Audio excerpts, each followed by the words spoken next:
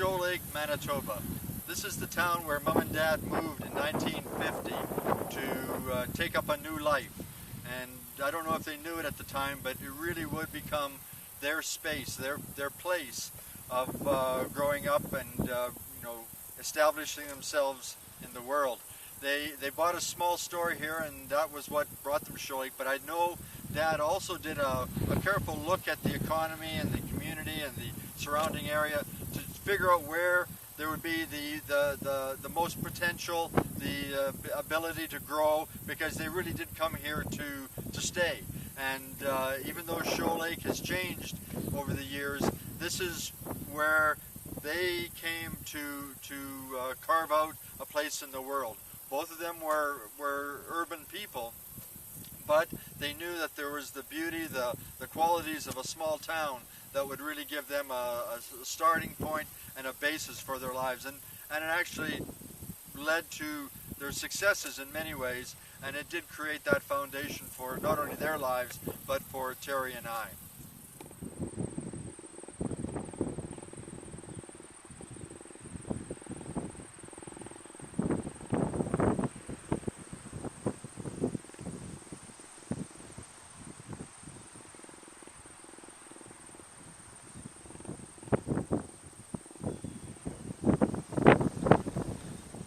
Now, this was the first building that Dad had as part of Candido Farm Service.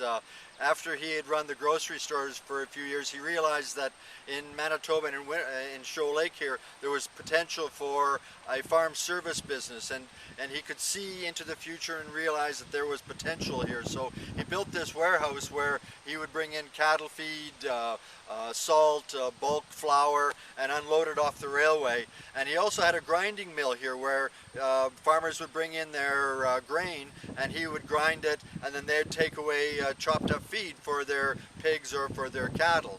And so I remember that we would come here, and Terry and I would sometimes come and help sweep up or work in the office that was here in this old building. And it's been vacant now for about 25 years, and you can see that it's been neglected. Obviously, it's not been used. The other thing that Dad did here was he brought in the very first mobile mixer and grinder in the province. It was mounted on a truck, and he would actually go to a farmer's yard, grind the farmer's grain, mix it with molasses, sometimes with feed additives, and then the farmer would have the mash there, the feed, for his pigs or his cattle right there. And Dad did that for a number of years and was known in the area for the mobile grinder business.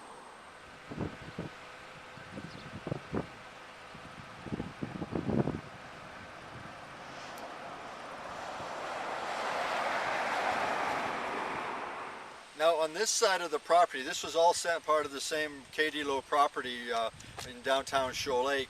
What we're looking at here is actually empty now, but up until a couple of months ago, this was the second building that Dad put here for Candido, and this was where the machinery repair and assembly took place. And so he had a fairly big operation here with farm equipment where farmers would come in. And I remember Dad's attitude towards customer service, that during harvest, 11 o'clock at night, if a farmer called and needed a part, if something broke on his combine, he'd come down here, get the part, and take it out and put it on. That's the kind of the businessman he was, and he was also knowledgeable about the farming business and knew how critical it was to that farmer and to his family. So he really saw this as more than just a business, but as an opportunity to serve the community.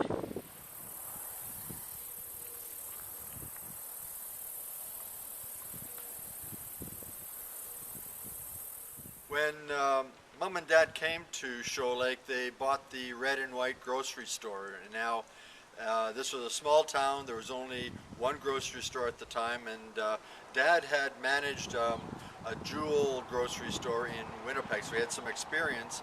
And Mom had already worked in a catalog or mail order store, so she had some business experience as well. So they moved here. Now, what's here now is a completely new development, but this was where the store was, and kind of it was prominent in the community at the time. And now, obviously, over the years, it's been taken over and changed, and kind of the whole community is different. But at one time, this was where all four of us, Mom and Dad and Terry and I lived. We actually lived in the back of the store, and because of the times we weren't that well off, and Dad sometimes would even use our apartment, a tiny little apartment, and he'd end up storing flour or whatever in it. So we often lived amongst boxes and bags of flour, and that was how we kind of managed. But this is where really the business got started and where we lived when we began here. What Dad did after he sold the farm implement business, the Candido, he bought, in partnership with some others, a hardware. It was called the Bumper to Bumper Hardware here in Shoal Lake.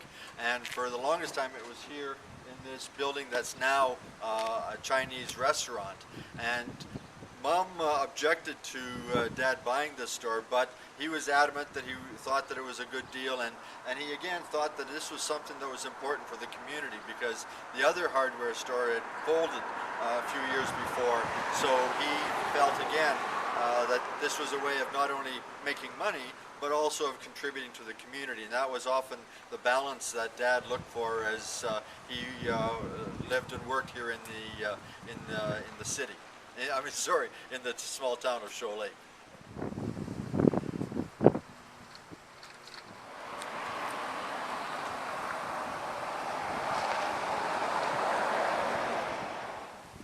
Dad also was very much involved in the politics of Shoal Lake, and he ran for mayor and for 2 terms was the mayor of Shoal Lake.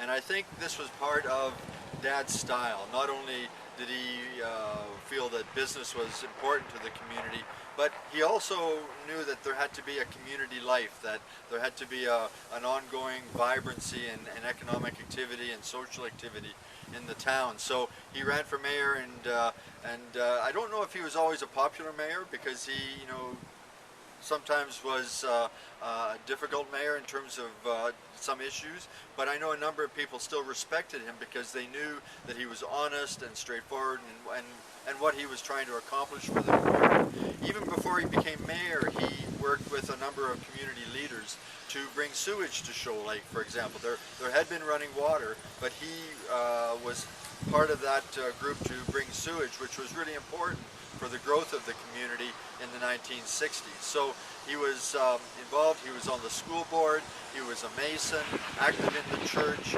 Both he and Mother were active in the church. So they really played an important part of the community life of Shoal Lake for those 40 years.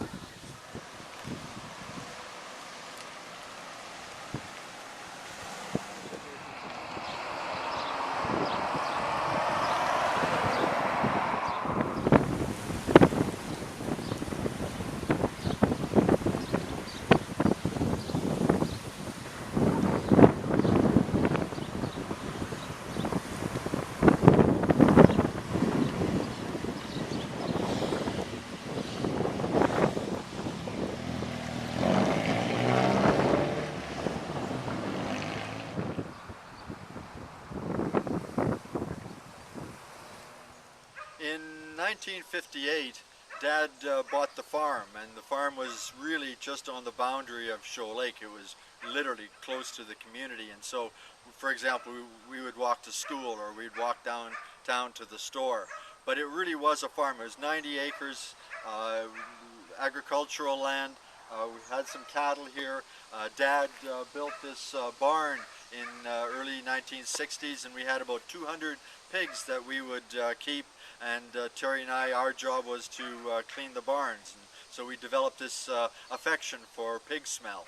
And we also had this old barn here that we used where we would work on our old cars, and also we had horses, and this is where we kept the horses. So this whole piece of land was really important to us. It was part of where we were urban, but we were rural.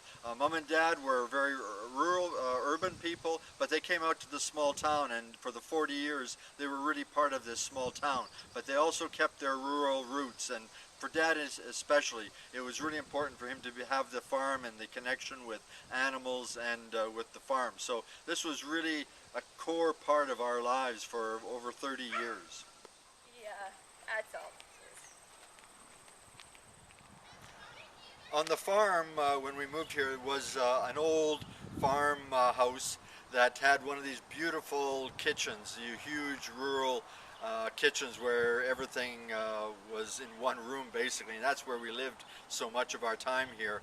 Um, as an example, for the first winter we were here, the whole house was heated by a small wood-burning stove, and we'd sleep every night with toques on and gloves because it was so cold. But again, it was one of those things that we as a family look back on with fondness years later. Mom and Dad, I'm sure, worked out their own compromises over the years, and I know Dad really wanted to be part of the farm. He loved the farm. Mom wasn't so enamored with it, but when they decided to sell the farm after Terry and I had left, that's when Mom got her new home, a beautiful new home that she could paint and design just to her liking. So that's how they worked things out together. And even though this was an important part of their lives, I think at a certain point they just knew it was a little bit too much to look after.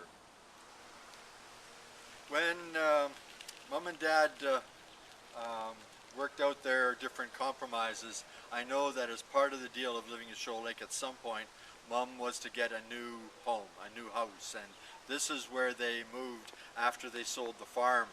And I think in a way also Dad knew that Mom really did deserve extra kind of reward because she had been so important to his business life.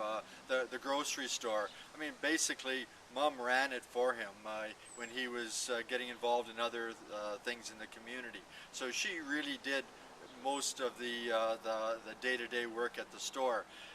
Even when they bought and started Katie Lowe, I mean, it was Mom that did the books and the accounts, and that's where she got started. And at a certain point, then they hired staff to take on some of these things, but it really was Mom. And so at a certain point, I think Dad wanted to make her feel really comfortable and happy here in Shoal Lake. And so they bought the house, and Mom really made it beautiful. She had a great garden, and they kept it really pristine. And then this is where they moved from in 1992 when they moved back to Winnipeg. But this was kind of also, in a way, this house represents just kind of the growth and the development in Shoal Lake that Mom and Dad were part of for the 42 years that they lived here, and how they really did contribute to the life and growth and the presence of this community in the prairie landscape.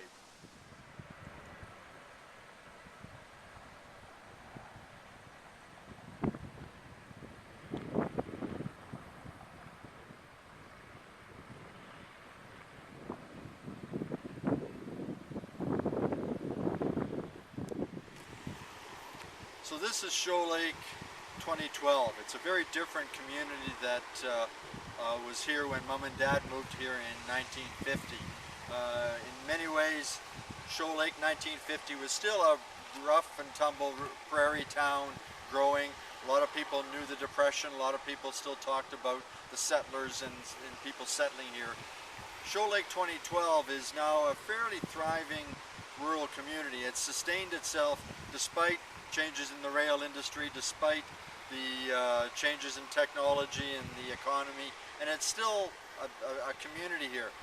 But I think one of the things that's consistent and what brought Mom and Dad out here and what helped Terry and I was that small towns like this give us a sense of place. They're really a way that we can become a part of a community. You know, it's partially the location, but it's also the ability to get to know people. It's the ability to participate and share. It's the ability, like my father, to innovate and actually exercise some of that imagination. So in a way, small towns like this, even though a lot of us have moved away from those small towns, we still have a bit of it in us, as it's the one in a way, it's the one sense of place that many of us have who have now become much more part of the modern world and dispersed and living in different parts of Canada or the world. But I think that's what Mom and Dad saw, is that there was an opportunity in Shoal Lake for us to develop that sense of place, somewhat a sense of identity. You know, it was that opportunity to grow and thrive in a way, and therefore Shoal Lake was really a part of them, it's part of us, and will always be.